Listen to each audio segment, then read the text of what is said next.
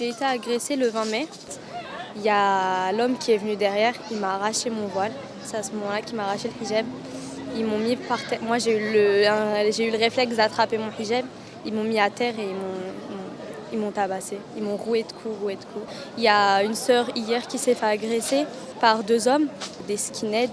Et c'est à ce moment-là qu'elle leur a dit qu'elle était enceinte et ils lui ont mis un coup dans le ventre. On ne peut plus aujourd'hui regarder ailleurs. Le jeune Clément Cédric a été tué par les fachos. La fille qui portait le niqab cette semaine, c'est une simple contravention. Ils l'arrêtent, ils la verbalisent, c'est terminé. Ils n'ont pas choisi cette option, ils ont choisi l'option de l'humiliation. Quand Manuel Valls, ministre de l'Intérieur, dit que le voile est l'un des principaux combats que la République doit mener, c'est une invitation au passage à l'acte. On a vu le retour aussi sur le terrain, dans nos rues, dans nos quartiers, de l'extrême droite.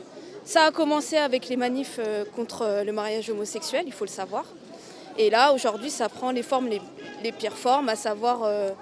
on retombe dans un cauchemar qu'on a connu il y a une vingtaine d'années, quand les milices du Front National assassinaient Brahim Bouharam ou Ibrahim Ali, un jeune Comorien à Lyon. Aujourd'hui, c'est aussi un militant antifasciste contre l'islamophobie qui s'appelle Clément Méric, qui a été assassiné.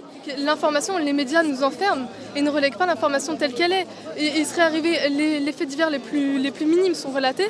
Par contre, quand il y a une femme qui se fait agresser, qui a fini à l'hôpital, on parle d'elle au conditionnel dans les journaux. On dit qu'elle aurait été agressée, elle aurait été frappée, alors que non, elle a été agressée et elle a été frappée. Il faut savoir que les femmes qui portent le hijab, c'est environ 98% des agressions aujourd'hui islamophobes.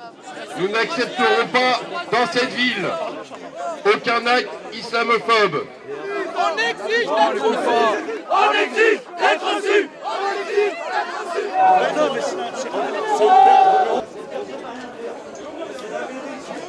Il faut qu'à chaque fois, l'un d'entre nous est touché par une injustice, on doit tous se mobiliser.